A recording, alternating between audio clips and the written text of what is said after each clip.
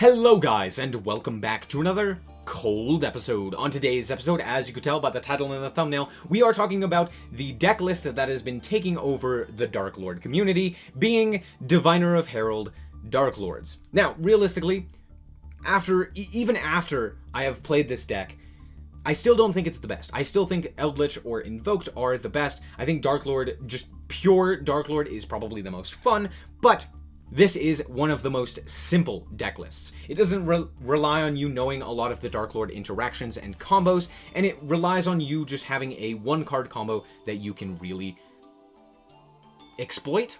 We'll go with exploit. Diviner of Herald. When this card is normal or special summoned, you can send a fairy-type monster from your deck to the graveyard, and then also, if it is tributed, you can special summon a level 2 or lower fairy-type monster from your deck or hand. Now, why is this such a good card? Well, first of all, when you normal summon it, you are going to send Trias. Trias can then tribute that monster, tribute your Diviner, in order to special summon itself from the grave, allowing you to special summon out Ava. You know, you tribute this, you special summon out Ava. Now, all of a sudden, off of a singular card, you now have access to Condemned. Both of these are fairy-type monsters, and you only need fairy-type monsters for Condemned. Very nice. Ava's effect will then activate after linking it off for you to banish the Diviner that is now in your graveyard in order to search out Angel 01. Angel 01 can special summon itself by revealing a level 7 or higher monster in your hand, which most of your Darklords are. Pretty nice. On top of that, when this card is special summon, while you control this special summon card, you can tribute summon a level 7 or higher monster during your main phase, in addition to your normal summoner set. Absolutely crazy. It allows you to get your Morningstar off of a singular normal summon. Again, really solid combo, and it's very simple. It doesn't need 3 cards or anything like that. So, we're playing triple Diviner and triple Angel 01, and then one each of the Garnets, Trias and Ava. This deck also allows you to play a lot more hand traps or just going second cards. Maxx C, Ash Blossom, 3 ofs. We're also able to play Forbidden Droplets, Called by the Grave, Lightning Storm, Raigeki, Harpy's Feather Duster, etc. You could also play things like Nibiru, Gamma, a myriad of different cards that can allow you to either slow down your opponent or, more importantly, end the field, right? Impact the field without them being able to interact. So, there you go. Obviously, let's do the card by card for the Darklords. We have Ukoback, we have 2 Indulged Darklords, just the 2. It can be a little bit bricky because it does lock you into fairies, which can come up with the extra deck. 1 Amdusc, 1 Nasten. Nasten can be searched, it's pretty nice. You can also send Superbia off of the Diviner, so we're also playing 1 of that. We have the 1 Tez. It feels bad, but realistically, you do need to kind of cut it. We have the triple Ixchel and the 1 Morningstar. Obviously, triple Banishment, triple Contact, and 1 each of the traps, except for Sanctified. Sanctified just kind of doesn't cut it here. Moving on, we have 1 Entis, 1 First Darklord. We have 1 Zeus, and a whole bunch of rank 10s / 11s and 12s that you can go into. Realistically, these should be the trains and a Ravenous Tarantula. So any of the rank 10 trains, play those instead. I don't have them, but play those. Moving on, we also have the Knightmare package. Cerberus should be Unicorn, it's just better. We have Knightmare Phoenix, we have 2 Condemned Darklords. This card as well should be IP Masquerena, but this one still works. It is very nice to have your untargetable, non-destroyable monster, so there's that. We have Apollosa. This is probably the actual best card. It's fairy, which means that even if you go into it while under the lock of Indulge, you're still able to activate its effect. So if you're able to get into this before your opponent says, say, Nibiru's, you're able to negate the Nibiru, and you're great. We have Accesscode and Underworld, Goddess of the Closed World. So let's see how this deck actually performs. Alright, here we are in our first duel, and as you can tell, not the greatest of hands. However, we are going second. They're going to activate their Upstart Goblin and then into the Void. At this point, I'm thinking it's a deep draw deck, but no, it's actually Pendulum. So, they're going to activate Duelist Alliance and grab the Pendulum Call. You know Pendulum, well, if you don't know Pendulum combos, they do take a while, so I'm just going to let them do their due. We're going to speed this up a little bit. I am going to Maxx C on their Pendulum Summon because I'm like, well, I could at least get something out of it. But yeah, they don't have anything. They're going to Pen Summon for 3. I only draw 1 card off of that. But they are going to continue playing into Maxx C, allowing me to draw a whole bunch of cards. Granted, I really didn't need any of these cards. Most of these cards are unnecessary in the following combo because, again, we had Ixchel already, so we could have just drawn into these cards that we've already seen, and basically everything else that we draw after this is unnecessary. I think we actually draw into an Ash Blossom, which is kind of nice, but ultimately it really doesn't matter. So, they're going to go into Selene, and at this point I'm like, what are they doing? Going Selene into... oh, Apollosa. Cool, 2-mana Apollosa. So, what's funny here is they actually activate their Pendulum Graph, and I'm going to chain Ash Blossom here. The reason for this is because I wanted to try and get a negate out of this Apollosa. Playing through a 2-negate Apollosa is way more difficult than playing through 1 negate, so I'm going to try my best to do that. I do in fact chew through one of the negates, which is very nice. Now that means that even if the Ixchel gets negated, I don't have to try and activate another effect before my Superbia is able to activate. They're going to activate they're going to end on this board, which kind of sucks, but hey, they chose to play through Maxx C. I'm going to just special summon this Angel 01, and then I'm going to activate Ixchel. We're going to draw 2. For some reason they allow this, I don't know why, but now we go for the Superbia. And since we already have the Angel 01 on field, I'm not too beat up about this not resolving.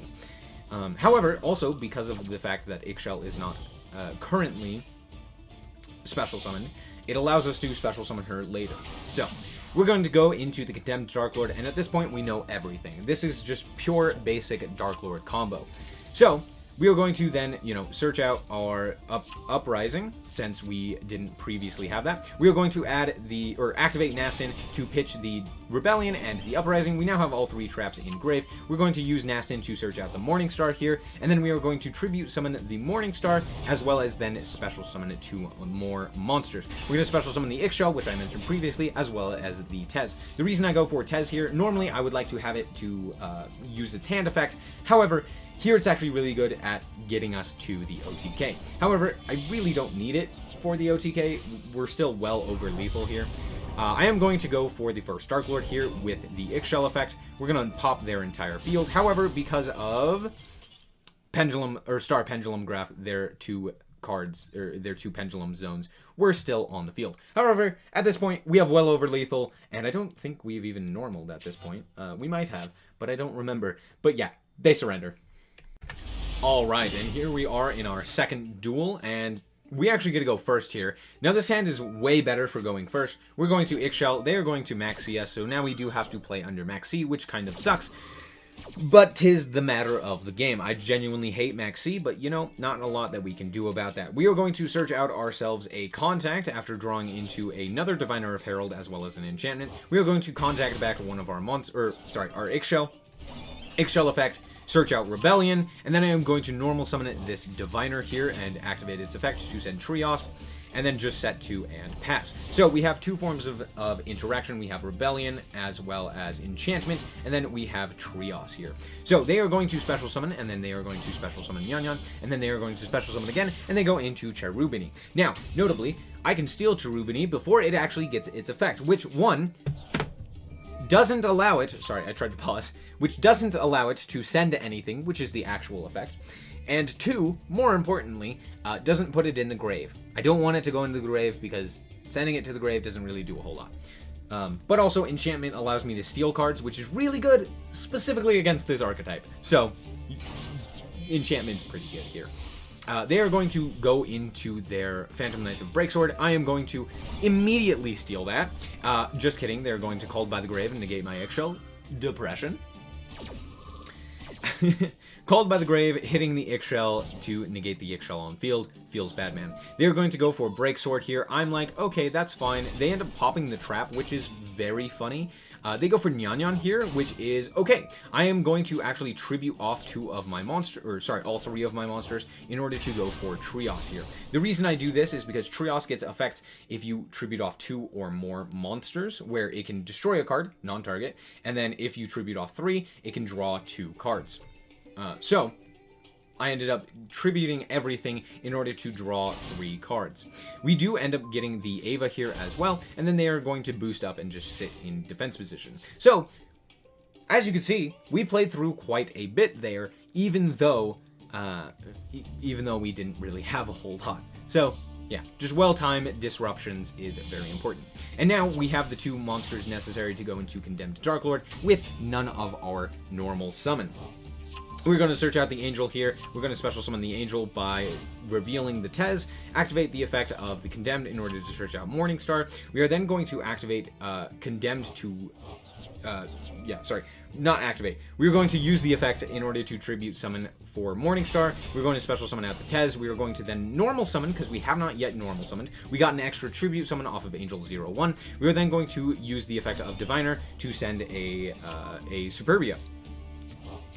We're going to use Tez to search out our contact, and then, because it's funny, I'm going to link off their monster into the Underworld Goddess. We're then going to activate our contact to bring back Superbia. Superbia bring back Ixchel. Ixchel effect is still negated, so we can't even activate it because of Called By. So there's that. We're going to mill some cards and then just proceed to battle. And we have well over lethal. Alright, here we are in our 3rd duel, and we get to go first again. So I'm going to pitch 2 cards, pitch the Amdusc and the Ixchel in order to activate our contact to bring out the Ixchel. Then here I'm actually going to normal summon the Indulged to give our opponent the Ukoback. Then we are going to activate Ixchel in order to bring out the Amdusc with the contact, and then we are going to link into our Condemned. Now, I've already used my normal summon, so I can't really do a whole lot here. They're going to actually Nibiru me, which is fine, and the reason for this is because our token is really large. I'm going to set the Called By and end the turn. So, they can't just, like, attack into us and deal with the Primal token, so that is pretty nice. However, they are playing Blue Eyes, and they are going to reveal the card that answers our token. Feels bad, man. So, of course, they are going to reveal their Blue Eyes White Dragon in order to go for their alternative. Alternative is then going to pop the token, and at the moment, again, still not lethal. Happy day. They are going to go into their Halqifibrax, which is really weird.